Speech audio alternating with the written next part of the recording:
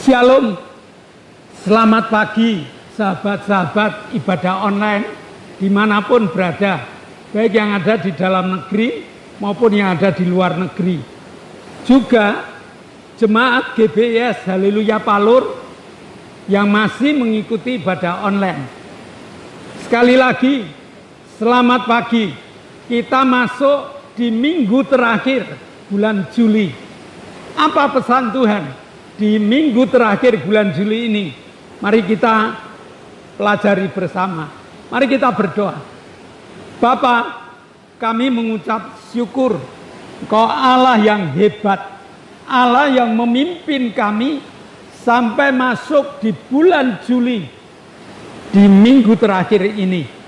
Kami bersyukur, hati kami Kau penuhi sukacita, kami sehat, kami kuat, dan kami akan beribadah. Kirim kuasa Roh Kudus-Mu agar ibadah kami membekali kami untuk masuk ke bulan Agustus yang akan datang. Dalam nama Yesus kami berdoa dan mengucap syukur. Yang percaya katakan amin. Sekali lagi Bapak Ibu, Shalom. Agama Kristen adalah agama yang mengajarkan bukan hanya teori, bukan hanya sekedar ibadah, tetapi dititik beratkan pada praktek agama. Sehingga di setiap ibadah kita mendapatkan pelajaran tentang firman Allah yang memiliki kuasa yang hebat, memiliki kekuatan yang luar biasa kalau firman Tuhan itu dipraktekkan. Hari ini pesan Tuhan, praktek ibadah. Mari kita buka dalam Yakobus 1 ayat 22. Yakobus 1 ayat 22. Tetapi hendaklah kamu menjadi pelaku firman dan bukan hanya pendengar saja. Sebab jika tidak demikian, kamu menipu diri sendiri. Jadi konsep firman Tuhan akan mempengaruhi sikap hidup kekristenan kita. Konsep firman Tuhan akan mempengaruhi kuat tidaknya kita menghadapi hidup di dalam keseharian. Bahkan berkat pun dipengaruhi oleh seberapa banyak kamu praktek firman Tuhan. Nah, firman Tuhan yang diimani, sekali lagi, firman Tuhan yang diimani lalu dilakukan, ini yang akan menampilkan kuasa. Ini yang akan menampilkan jawaban-jawaban dari setiap permasalahan hidup. Mari kita cek. Apakah Matius 7 ayat 7 itu masih berlaku saat ini? Atau kalau masih berlaku, apakah Bapak, Ibu, Saudara berani mempraktekannya? Matius 7 ayat 7. Mintalah, maka akan diberikan kepadamu. Carilah, maka kamu akan mendapat. Ketoklah, maka pintu akan dibukakan bagimu. Nah, ayat ini masih dapat dipercayai atau tidak? Ya. Atau justru ayat ini mengecewakan orang Kristen? Mari kita lihat. Orang percaya harusnya tetap percaya pada firman Tuhan. Orang percaya harusnya menjadikan ayat ini menjadikan satu kesempatan untuk meminta kepada Allah. Karena setiap orang percaya harus berani meminta dan menyerahkan jawabannya itu kepada Allah. Tapi punya hak meminta. Lalu hak meminta itu diimani supaya Allah memberikan jawaban dalam hidup kita. Nah, kunci utamanya adalah ada iman tidak dalam doa itu? Ada kepercayaan total tidak dalam doa itu? Nah, kadang Allah menguji besar kecilnya iman yang ada di dalam doa itu dengan jawaban ditunda, dengan jawaban dikabulkan, tapi dengan cara Allah, bukan sesuai dengan keinginan kita. Allah punya kekuatan kuasa, Allah punya hak otoritas tentang jawaban itu. Nah, sesudah kita minta dengan iman, tunggu dengan ilmu titen. Ilmu titen itu ilmu yang kita pernah atau biasa lakukan. Orang percaya harus mempercayai firman Tuhan itu ya dan amin. Jangan ada keraguan sedikit pun. Apa yang ditulis, apa yang kita baca, apa yang kita mengerti, itu ya dan amin. Yeremia 29 ayat 11. Sebab aku ini mengetahui rancangan apa yang ada padaku mengenai kamu. Demikianlah firman Tuhan, yaitu rancangan damai sejahtera dan bukan rancangan kecelakaan, untuk memberikan kepadamu hari depan yang penuh harapan. Dari ayat ini kita harus percaya bahwa Allah tidak akan mencelakai kita, karena Allah punya rencana hidup damai sejahtera, karena Allah punya rencana memberikan pengharapan-pengharapan kepada setiap orang percaya. Nah, janji Allah itu ya dan amin. Roma 10 ayat 11. Karena kitab suci berkata, barang siapa percaya kepada Yesus, ia tidak akan dipermalukan. Jadi kalau saya sakit, harapan orang sakit adalah sembuh. Dan ada ayat firman Tuhan yang mengatakan, oleh bilur-bilurku kamu telah sembuh. Itu harapan kita. Sakit penyakit itu disembuhkan. Kalau kita mengalami kekurangan, firman Allah selalu mengatakan Allahku kan mencukupi. Itu harus kita percaya. Percaya dengan iman, percaya pada Yesus, tidak akan dipermalukan. Sehingga kekurangan itu akan diatasi dengan cara Allah.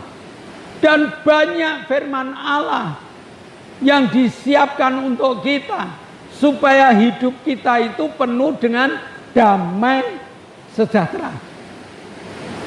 Ini harus kita imani. Jadi kalau saya jadi Kristen, saya tidak punya keinginan untuk hidup dalam damai, ngapain saya jadi Kristen? Sebab Kristen mengatakan, damai sejahtera sudah kutinggalkan kepada kamu. Sebelum Yesus naik ke surga, dia sudah berpesan kepada muridnya, kepada kita, bahwa damai sejahtera sudah disiapkan untuk kita. Maka terapkan firman Allah. Sering kali baca firman Allah. Dengan membaca firman Allah, kita menemukan janji-janji Allah yang semuanya itu untuk kita. Maka Kristen bukan ibadah saja, tetapi Kristen menuntut mempraktekkan apa yang pernah didengar, apa yang pernah dibaca, apa yang pernah dipelajari tentang hebatnya Allah di dalam kehidupan kita. Amin. Mari kita berdoa. Bapa, kami mengucap syukur. Engkau Allah yang hebat, yang hari ini berjanji Engkau akan menggenapi segala firman yang kami percayai dan kami terapkan dalam hidup kami. Terima kasih Bapa. Dalam nama Yesus kami telah berdoa dan mengucap syukur. Yang percaya katakan amin. Nah, shalom Bapak Ibu. Sebelum kita berpisah satu dengan yang lain, ada beberapa pengumuman. Yang pertama, di zaman new normal ini masih sangat bijak bila kita tetap membawa masker, menggunakan masker di tempat-tempat keramaian. Yang kedua, GBIS Haleluya Palur sudah mengadakan ibadah on-site, ibadah tatap muka dengan jadwal Minggu jam 7 pagi untuk anak-anak sekolah minggu. Minggu jam 9 untuk ibadah raya. Lalu tiap hari Selasa jam 6 sore ada ibadah pendalaman Alkitab. Lalu hari Jumat ada 2 kegiatan. Ibadah permata, persekutuan rumah tangga, dan ibadah cabang jam 6 sore. Dan Sabtu ada ibadah pemuda. Ya, anak muda kami undang. Ayo bergabung. Kita menjadikan generasi penerus yang akan meneruskan GBIS Haleluya Palur adalah kalian. Nah, lalu yang ketiga, ibadah online tetap ada. Bagi Bapak Ibu yang masih mencintai ibadah online, tolong dibuka, diikuti, di like, di share, diberi komentar supaya kami dapat mengevaluasi ibadah-ibadah ibadah online ini. Lalu doakan agar kru sehat, kru semangat, alat-alat yang dipakai awet. Dari doa Bapak Ibu hebat, karena alat-alat baru 1 kamera yang pecah. Ya, baru 1 kamera yang pecah. Baru ada beberapa alat yang perlu diperbaiki. Tetapi andai kata tidak didoakan Bapak Ibu, kita sudah 3 tahun, ya lebih dari 3 tahun kita mengadakan ibadah online dan terus jalan. Lalu saya rasa pengumuman cukup sekian. Mari kita akhiri, kita akan berdoa. Kami mengucap syukur buat kasih-Mu Tuhan. Engkau telah pimpin kami di dalam memuji memuliakan nama-Mu. Di dalam ibadah kami, sukacita Kau berikan kami, firman-Mu Kau berikan kami. Bapa, kami masih membawa doa untuk bangsa dan negara kami. Tuhan pimpin berkati bangsa dan negara kami. Kau telah beri keamanan, kedamaian. Bapa, kami berdoa untuk pemimpin-pemimpin negara kami. Tuhan pimpin berkati beliau ya Tuhan untuk menunaikan tugas-tugas hari ini dengan baik. Kami berdoa dari presiden sampai yang terbawah, Engkau akan pimpin berkati. Berikan penyertaan-Mu.